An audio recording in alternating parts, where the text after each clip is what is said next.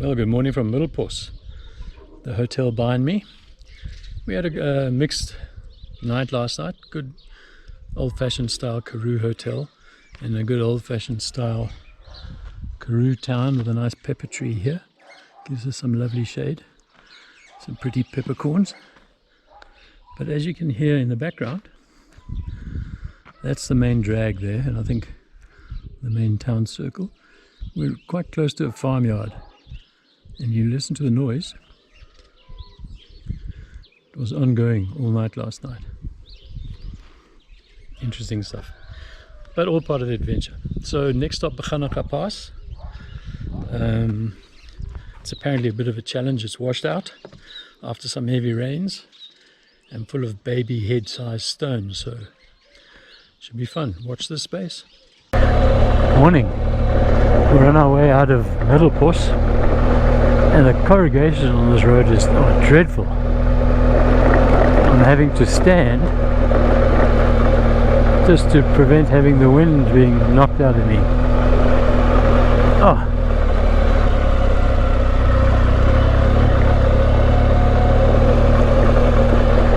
But look at the isolation, isn't that lovely?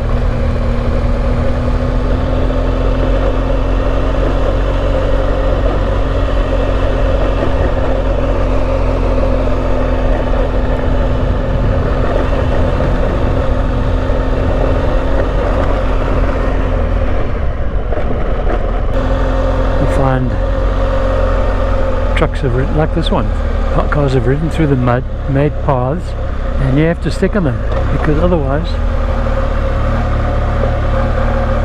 you're going to fall.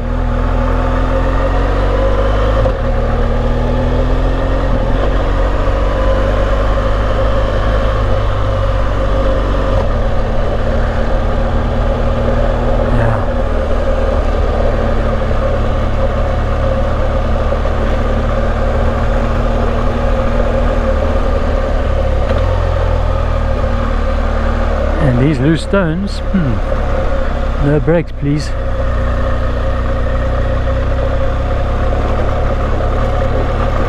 I think that says Gannaga Pass, and that says it's very slippery. So here it is, my first view of Gannaga Pass. Look at it.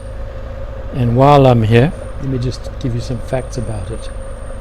As you can see, it's a gravel road. It was built by members of the famous Bain family, who built a number of mountain pass roads in South Africa. It climbs up from the Tankwa Karoo down there, up about 550 meters up these Roggeveld mountains. And I think it's about 6 kilometers total in length. It's got an unbelievable series of curves and beauty. I think the view on the way up and down is amazing. We were very lucky in that we rode down it in the morning, so I think on the way down the view is more impressive because you get more of a panoramic view of things, and furthermore the light was behind us, so it really made the scenery stand out. I think there are something like 45 corners and curves in it. I think 4 of them are very sharp and 3 are more than 90 degrees. So it was pretty awe-inspiring to sit up here and just look at this place. I loved it.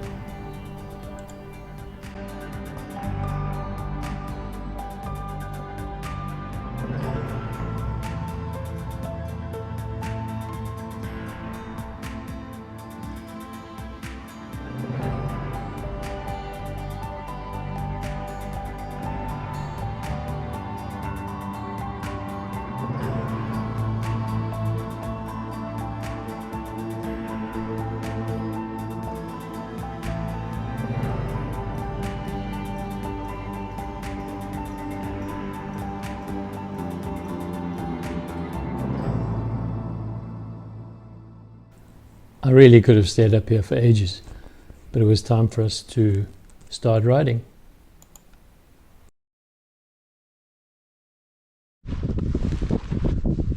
Okay, here we go. Gannaga Pass. Gannaga Pass.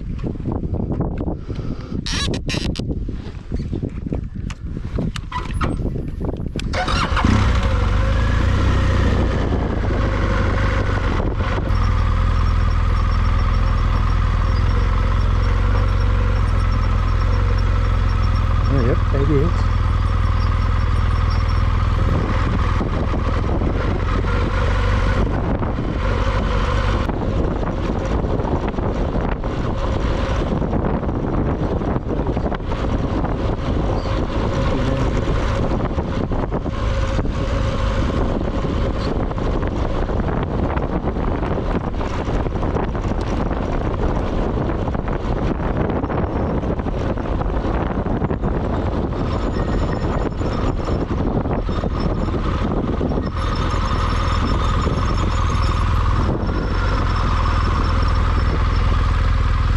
Gee, a little tricky that. That was a bit washed away, wasn't it? Yeah. But this doesn't look too bad. I think it'll be alright actually. I'm beginning to feel Yeah. that it could be okay. So after a couple more photo stops, which delayed us a bit, we finally set off on our way. First order of the day was to safely negotiate the piece of missing road up there. And then the first thing I noticed down here was that the rain damage to the road was a lot more severe than it actually looked from the top. We had a quick scout from the top and looked down, and it didn't look bad at all, and we thought, piece of cake. Not quite so easy when we got down here.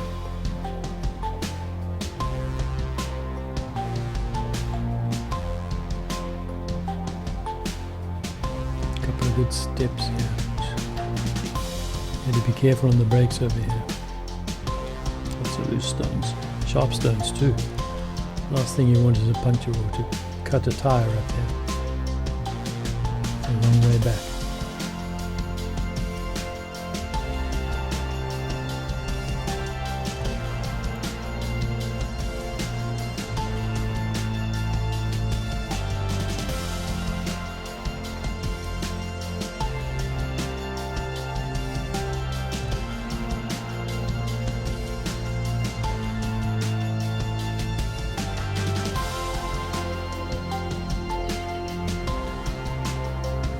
I don't like these gullies. Got to cross them at a sharp angle.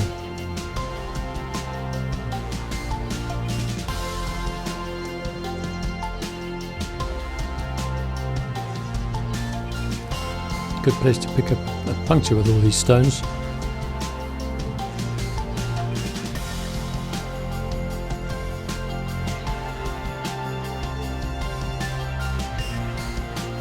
Ooh, pick a line.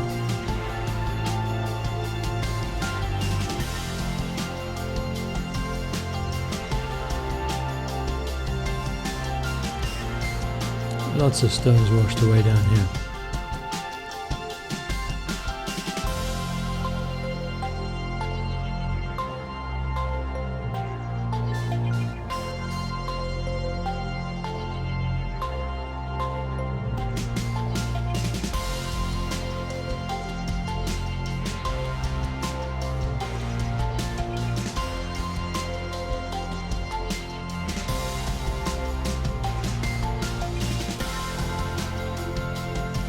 Quick look at the view here.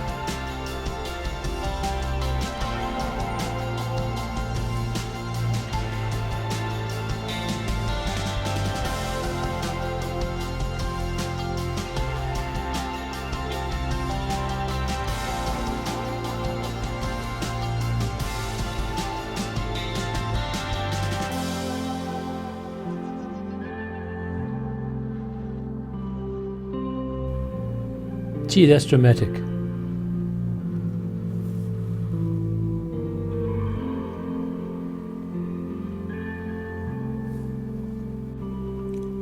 Ooh, blind corner here. Tricky. I hope there's nobody coming up.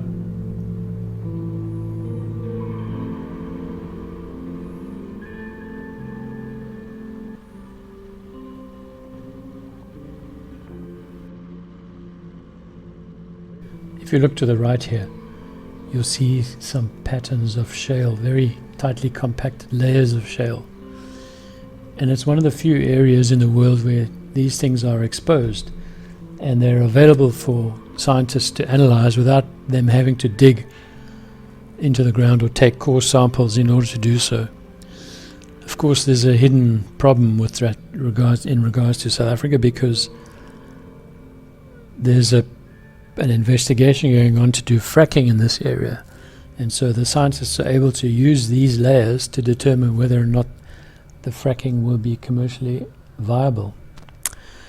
So while it's lovely to look at, there's an implied threat in these layers which certainly will lead to a degradation of the area, that's for sure.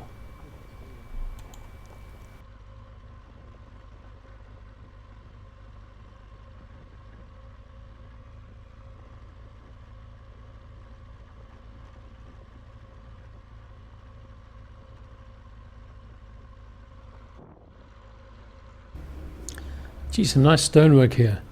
The Bain family, I presume. Beautiful stonework. Looks pretty sturdy.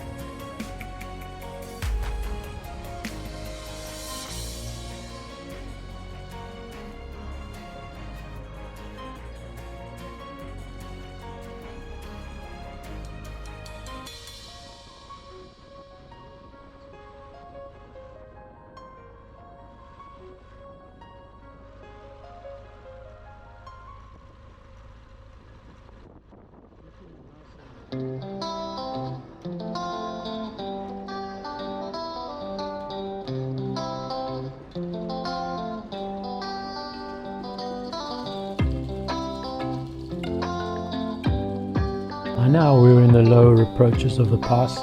The road was at a much slighter gradient and the road surface was much more even and less damaged by the rain with fewer sharp stones. There's some lovely rocky outcrops out here. And we just rode past a car of a tour guide who we passed on the way, who was taking some people up for a photographic tour. But apart from him, we saw nobody else. And it was an interesting change of scenery here. It kind of felt like you're out on the open plains with the big, wide open spaces, big skies, limitless horizons. And just the mountains on the left here feeding up to the pass just to remind us where we've been.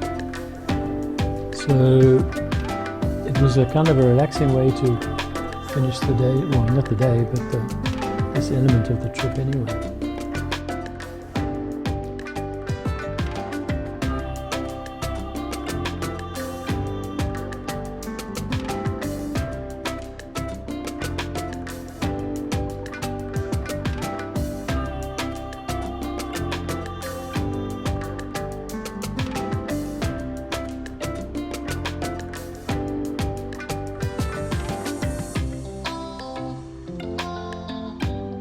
Here we are on the valley floor. Last bit of the pass behind us, and we're on the flat part in amongst some green vegetation, relatively green vegetation. All that remained was for us to stop, have a bit of a chat, swap some stories and some experiences, compare notes and tell a couple of jokes, and then get ready to make the trip across the wide open plains and the long dusty roads from this point. Another interesting part of the journey coming up.